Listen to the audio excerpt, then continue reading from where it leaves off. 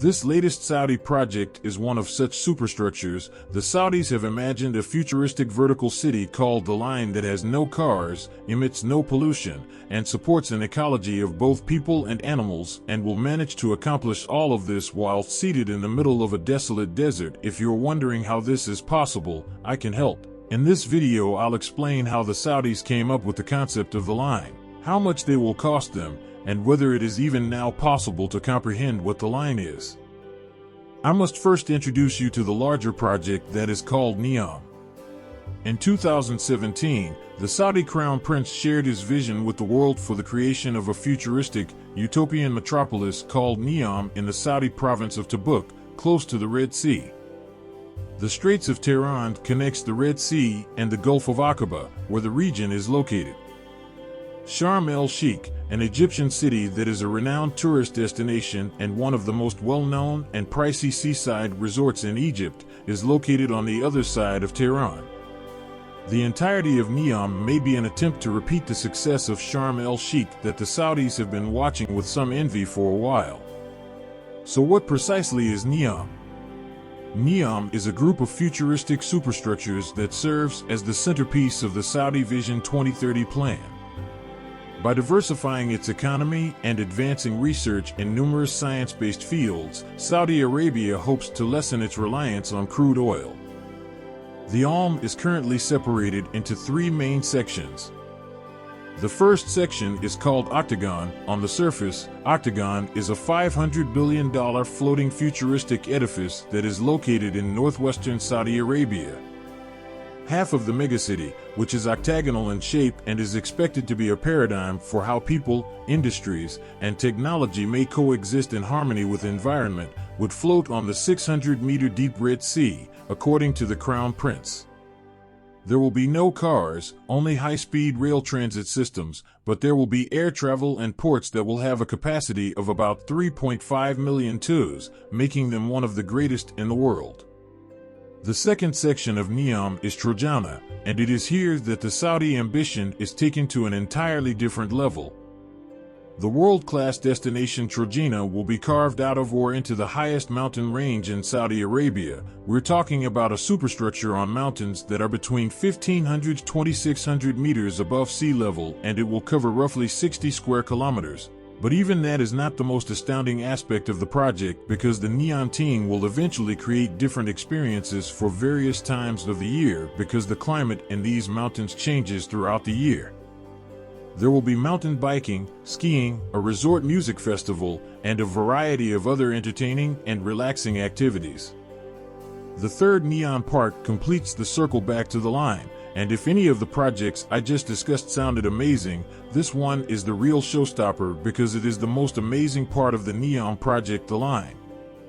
Mohammed bin Salman, the Crown Prince of Saudi Arabia, unveiled the Line on July 25, 2022, as a paradigm shift in how humanity will approach civilization that will put humanity before all else. To put it another way, he wanted the Line to serve as the example for how future worlds would look. And the vision is beyond beautiful. The Line will be a 500-meter high reflective glass superstructure that will be 200 meters wide, stretch 170 kilometers through the desert, and cut through mountainous terrain.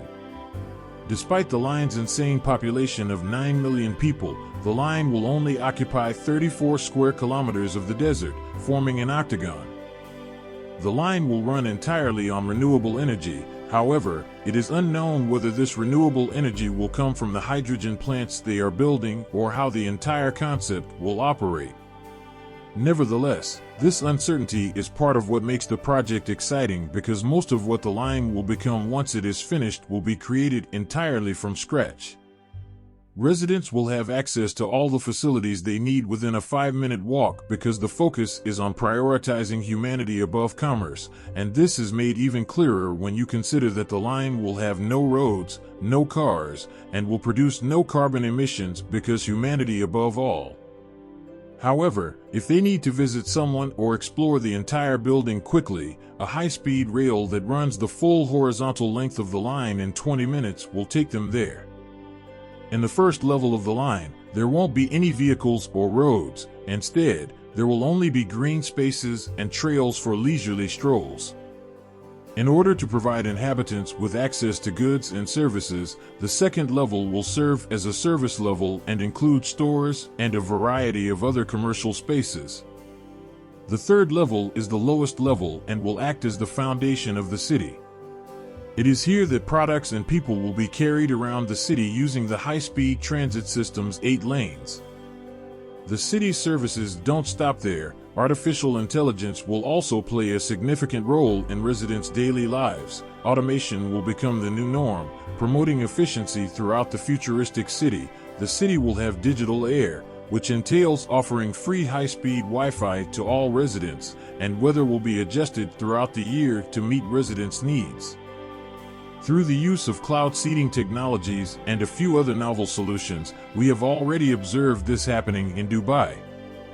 In the desert region, artificial clouds will be made and rain will fall more frequently. Everything from the energy to the water that the residents drink will be 100% renewable. The city will not operate under Saudi Arabia's current governmental framework. It will have its own tax system, own liberal labor laws, and an independent judicial system. So the next question you might want to ask at this point is, how much will it cost? To answer the question of how much a project as audacious as the line will cost, we must first go back to 2017 when Project NEOM was first announced. At the time, a lot of ideas were thrown around. On one hand, the team spoke about having flying cars, robotic stewards, and a couple of other sci-fi inspired elements, but it sounded too good to be true and no one believed it would see the light of day. However, the critics would not be the first to misunderstand the power of the sounds, and building formally began in 2019. The original completion date was 2025, but multiple delays pushed that date out to 2030. The project was originally estimated to cost $500 billion, and this extraordinary amount was going to come from the Saudi government, the Saudi Arabian Public Investment Fund, a sovereign wealth fund shared by the prince himself. However, recently that cost has doubled, and now the NEOM team have stated that any hopes of a 2030 completion will require at least a sum of $1 trillion. This is at the root of the delay. The problem with projects like the line is that only estimates can be made, but no one can precisely predict how much a futuristic linear city will cost because no one has ever made a futuristic linear city. But if you ask me, I think they are still grossly underestimating how much NEOM will cost. $1 trillion is therefore a conservative estimate. The line will likely cost twice as much, if not more. The Panama Canal expansion project, which had a projected cost of $4 billion but ended up costing almost $6 billion for a non-futuristic structure, illustrates how this can happen. The Tesla story is another outstanding example. Elon Musk spent hundreds of billions of dollars and missed multiple deadlines while he was working hard to introduce the first electric cars to people. The line is an extremely expensive, extremely risky venture that cannot afford to fail, because if it does, it might ruin the Saudis. So you might want to ask, why are they even building the line? There are many reasons. Since Crown Prince Mohammed bin Salman assumed leadership, Saudi Arabia has been undergoing a rebranding process. Although he is not the monarch, everyone recognizes him as the country's leader. Today's Saudi Vision 2030 is the Crown Prince's response to Dubai and Abu Dhabi, and if he is successful, NEOM will overtake Dubai and Abu Dhabi as the world's top travel destination, shifting the kingdom's economy from oil to tourism. On the other hand, there has been a significant increase in population in Saudi Arabia, particularly among the younger demographics. And the reforms he has implemented over the years have loosened many of the country's harsh laws. Let's be honest for a moment and pose a crucial question: will the line ever be built? The Saudis have a history of abandoning projects, so why will this be any different? If anything, the fact that this is not the first time someone has tried to construct a vertical linear.